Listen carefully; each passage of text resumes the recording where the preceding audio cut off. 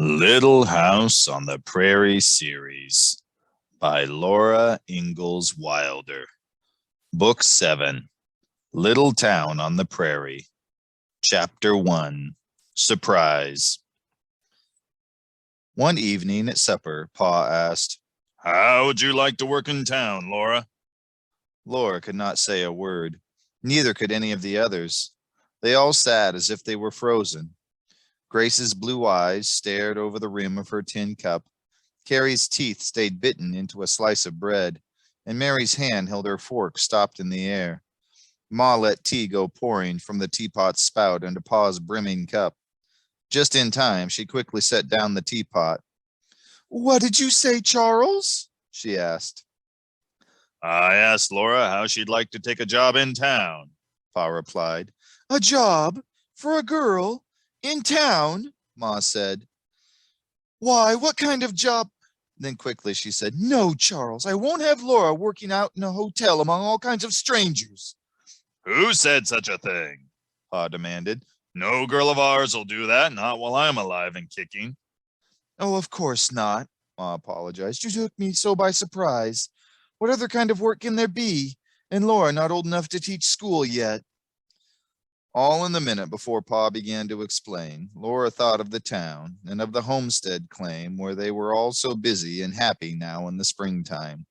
And she did not want anything changed. She did not want to work in town. Little House on the Prairie series by Laura Ingalls Wilder. Book 7, Little Town on the Prairie. Chapter 2, Springtime on the Claim. After the October blizzard last fall, they had all moved to town, and for a little while Laura had gone to school there.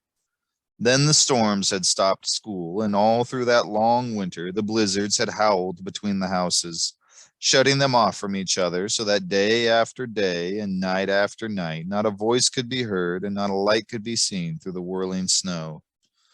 All winter long they had been crowded in the little kitchen, cold and hungry and working hard in the dark and the cold to twist enough hay to keep the fire going and to grind wheat in the coffee mill for the day's bread.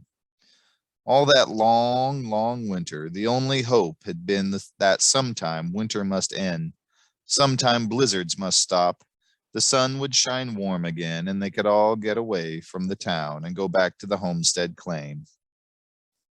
Now it was springtime. The Dakota prairie lay so warm and bright under the shining sun that it did not seem possible that it had ever been swept by the winds and snows of that hard winter. How wonderful it was to be on the claim again. Laura wanted nothing more than just being outdoors. She felt she never could get enough sunshine soaked into her bones. In the dawns, when she went to the well at the edge of the slough to fetch the morning pail of fresh water, the sun was rising in a glory of colors. Meadowlarks were flying, singing up from the dew-wet grass. Jackrabbits hopped beside the path, their bright eyes watching and their long ears twitching as they daintily nibbled their breakfast of tender grass tips.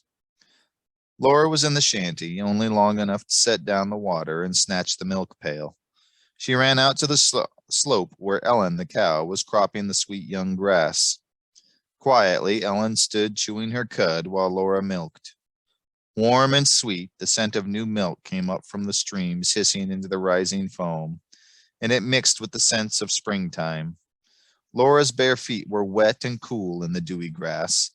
The sunshine was warm on her neck, and Ellen's flank was warmer against her cheek. On its own little picket rope, Ellen's baby calf bawled anxiously, and Ellen answered with a soothing moo. When Laura had stripped the last creamy drops of milk, she lugged the pail to the shanty. Ma poured some of the warm new milk into the calf's pail. The rest she strained through a clean white cloth into a tin milk pans, and Laura carefully carried them down cellar while Ma skimmed thick cream from last night's milk. Then she poured the skimmed milk into the calf's pail, and Laura carried it to the hungry calf. Teaching the calf to drink was not easy, but always interesting. The wobbly-legged baby calf had been born believing that it must butt hard with its little red paw to get milk. So when it smelled the milk in the pail, it tried to butt the pail. Laura must keep it from spilling the milk if she could, and she had to teach it how to drink because it didn't know. She dipped her fingers into the milk and let the calf's rough tongue suck them, and gently she let its nose down to the milk in the pail. The calf suddenly snorted milk into its nose, sneezed it out with a whoosh that splashed milk out of the pail, and then, with all its might, it butted into the milk. It butted so hard that Laura almost lost hold of the pail. A wave of milk went over the calf's head, and a splash wet the front of Laura's dress. So, patiently, she began again, dipping her fingers for the calf to suck, trying to keep the milk in the pail and to teach the calf to drink it. In the end, some of the milk was inside the calf. Then Laura pulled up the picket pins. One by one, she led Ellen, the baby calf, and the yearling calf to fresh places in the soft, cool grass. She drove the iron pins deep into the ground. The sun was fully up now. The whole sky was blue, and the whole earth was waves of grass flowing in the wind. And Ma was calling, "Hurry, Laura, breakfast's waiting." In the shanty, Laura quickly washed her face and hands in the wash basin. She threw out the water in a sparkling curve, falling on grass where the sun would swiftly dry it. She ran the comb through her hair, over her head to the dangling braid. There was never time before breakfast to undo the long braid, brush her hair properly, and plait it again. She would do that after the morning's work was done. Sitting in her place beside Mary, she looked across the clean, red-checked tablecloth and the glinting dishes at the little sister Carrie and baby sister Grace, with their soap shining morning faces and bright eyes. She looked at Pa and Ma, so cheerful and smiling. She felt the sweet morning wind from the wide open door and window, and she gave a little sigh. Pa looked at her. He knew how she felt. "I think myself it's pretty nice," he said. "It's a beautiful morning," Ma agreed. Then after breakfast, Pa hitched up the horses, Sam and David, and drove them out on the prairie east of the shanty where he was breaking ground for sod corn. Ma took charge of the day's work for the rest of them, and best of all, Laura liked the days when she said, "I must work in the garden." Mary eagerly offered to do all the housework so that Laura could help Ma. Mary was blind. Even in the days before scarlet fever had taken the sight from her clear blue eyes, she had never liked to work outdoors in the sun and wind. Now she was happy to be useful indoors. Cheerfully, she said, "I must work where I can see with my fingers. I couldn't tell the difference between a pea vine and a weed at the end of a hoe, but I can wash dishes and make beds and take care of Grace." Carrie was proud too, because although she was small, she was 10 years old and could help Mary do all the housework. So Ma and Laura went out to work in the garden. People were coming from the east now to settle all over the prairie. They were building new claim shanties to the east and to the south and west beyond Big Slough. Every few days, a wagon went by, driven by strangers going across the neck of the slough and northward to town and coming back. Ma said there would be time to get acquainted when the spring work was done. There is no time for visiting in the spring. Pa had a new plow, a breaking plow. It was wonderful for breaking the prairie sod. It had a sharp-edged wheel called a rolling coulter that ran rolling and cutting through the sod ahead of the plowshare. The sharp steel plowshare followed it, slicing underneath the matted grass roots, and the mold board lifted the long, straight-edged strip of sod and turned it upside down. The strip of sod was exactly 12 inches wide and as straight as if it had been cut by hand. They were all so happy about that new plow. Now, after a whole day's work, Sam and David gaily lay down and rolled and pricked their ears and looked about the prairie before they fell to cropping grass. They were not being worn down, sad and gaunt, by breaking sod that spring, and at supper, Pa was not too tired to joke. "By jingo, that plow can handle the work by itself," he said. "With all these new inventions nowadays, there's no use for a man's muscle. One of these nights, that plow will take a notion to keep on going, and we'll look out in the morning and see that it's turned over in an acre or two after the team and I quit for the night." The strips of sod lay bottom side up over the furrows, with all the cut-off grass roots showing speckled in the earth. The fresh furrow was delightfully cool and soft to bare feet, and often Carrie and Grace followed behind the plow, playing. Laura would have liked to, but she was going on 15 years old now, too old to play in the fresh, clean-smelling dirt.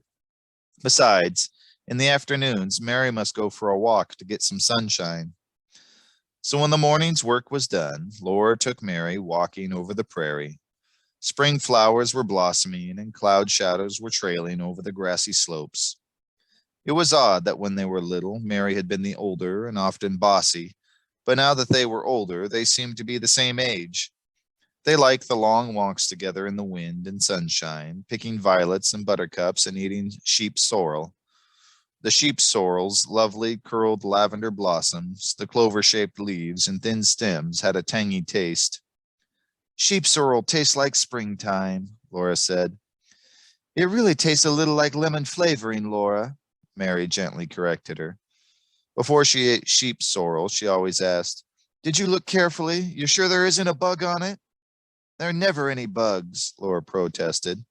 These prairies are so clean. There never was such a clean place.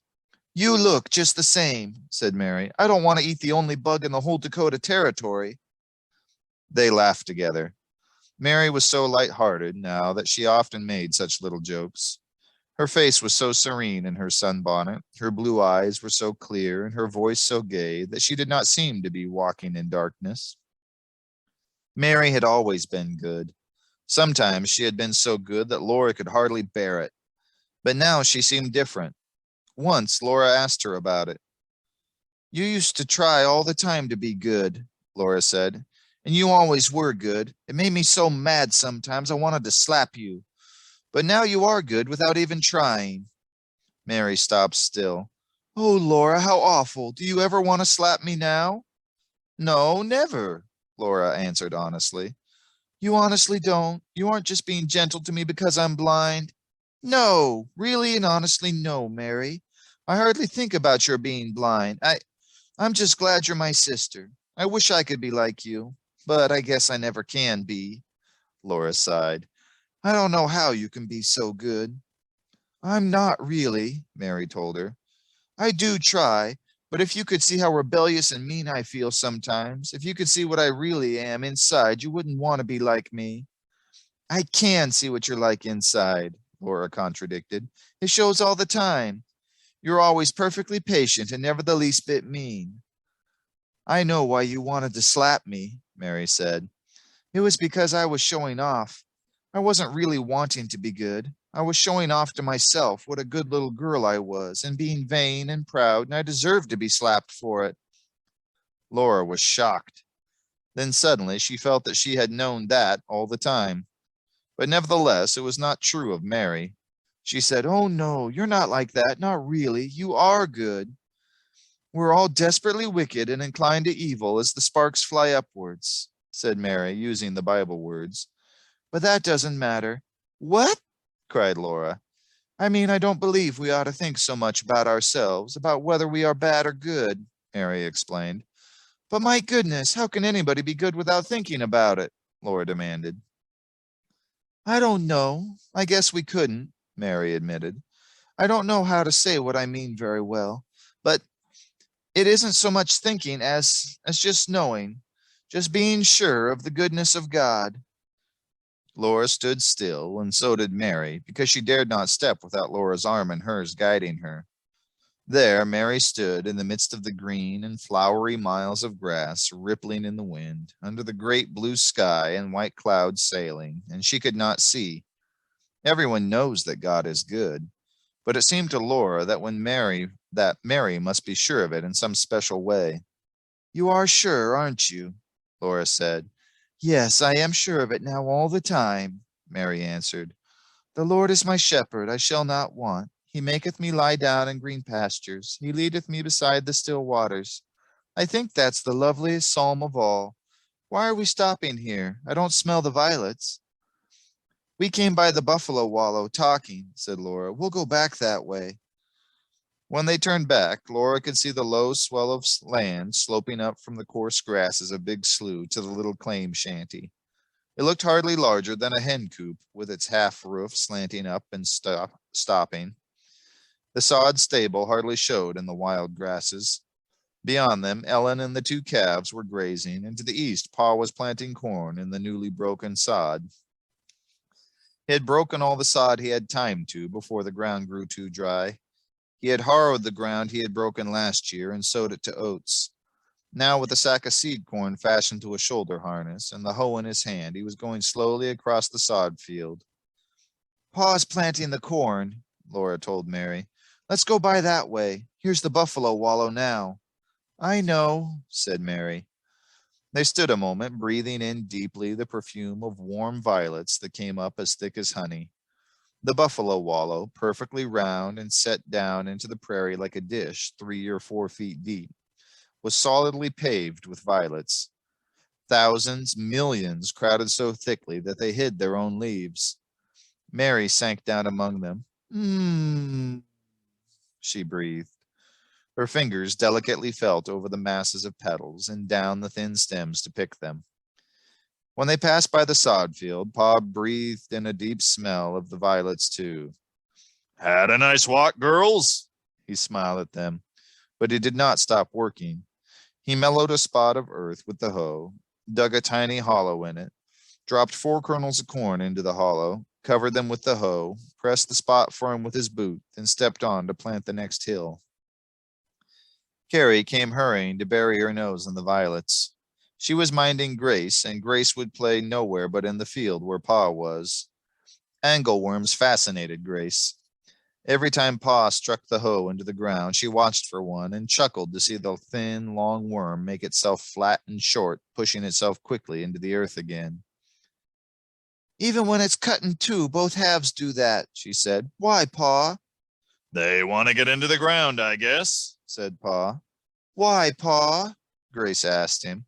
Oh, they just want to, said Pa. Why do they want to, Pa? Why do you like to play in the dirt? Pa asked her. Why, Pa? Grace said. How many corns do you drop, Pa? Kernels, said Pa. 4 kernels. 1, 2, 3, 4. 1, 2, 4, Grace said. Why, Pa? That's an easy one, said Pa. 1 for the blackbird, 1 for the crow, and that will leave just 2 to grow. The garden was growing now. In tiny rows of different greens, the radishes, lettuce, onions were up. The first crumpled leaves of peas were pushing upward. The young tomatoes stood on thin stems, spreading out their first lacy foliage. I've been looking at the garden. It needs hoeing, Ma said, while Laura set the violets in water to perfume the supper table. And I do believe the beans will be up any day now. It's turned so warm. All one hot morning, the beans were popping out of the ground. Grace discovered them and came shrieking with excitement to tell Ma. All that morning, she could not be coaxed away from watching them. Up from the bare earth, bean after bean was popping, its stem uncoiling like a steel spring, and up in the sunshine, the halves of the split beans still clung to pale twin leaves. Every time a bean popped up, Grace squealed again. Now that the corn was planted, Pa built the missing half for the claim shanty. One morning, he laid the floor joists. Then he made the frame, and Laura helped him raise it and hold it straight to the plumb line while he nailed it. He put in the studding and the frames for 2 windows. Then he laid the rafters to make the other slant to the roof that had not been there before. Laura helped him all the time. Carrie and Grace watched and picked up every nail that Pa dropped by mistake. Even Ma often spent minutes in idleness looking on. It was exciting to see the shanty being made into a house. When it was done, they had 3 rooms. The new part was 2 tiny bedrooms, each with a window. Now the beds would not be in the front room anymore. Here's where we'll kill 2 birds with 1 stone, said Ma. We'll combine spring house cleaning and moving. They washed the window curtains and all the quilts and hung them out to dry. Then they washed the new windows till they shone and hung on them new curtains made of old sheets and beautifully hemmed with Mary's tiny stitches. Ma and Laura set up the bedsteads in the new rooms, all made of fresh, clean-smelling boards. Laura and Carrie filled the straw ticks with the brightest hay from the middle of the haystack. And they made up the beds with sheets still warm from Ma's ironing and with the clean quilts smelling of the prairie air. Then Ma and Laura scrubbed and scoured every inch of the old shanty that was now the front room.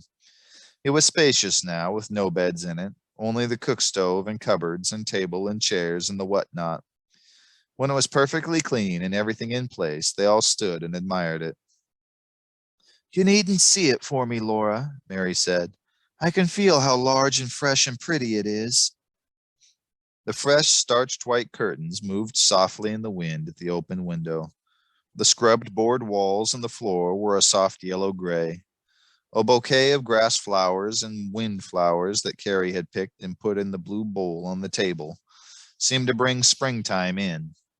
In the corner, the varnished brown whatnot stood stylish and handsome. The afternoon light made plain the gilded titles of the books on the whatnot's lower shelf, and gilded in the three little glass boxes on the shelf above, each with tiny flowers painted on it. Above them, on the next shelf, the gilt flowers shone on the glass face of the clock, and its brass pendulum glinted, swinging to and fro. Higher still, on the very top shelf, was Laura's white china jewel box with the wee gold cup and saucer on its lid, and beside it, watching over it, sat Carrie's brown and white china dog. On the wall between the doors of the new bedrooms, Ma hung the wooden bracket that Pa had carved for her Christmas present, long ago in the big woods of Wisconsin. Every little flower and leaf, the small vine on the edge of the little shelf, and the larger vines climbing to the large star at the top, were still as perfect as when he had carved them with his jackknife. Older still, older than Laura could remember, Ma's china shepherdess stood pink and white and smiling on the shelf. It was a beautiful room.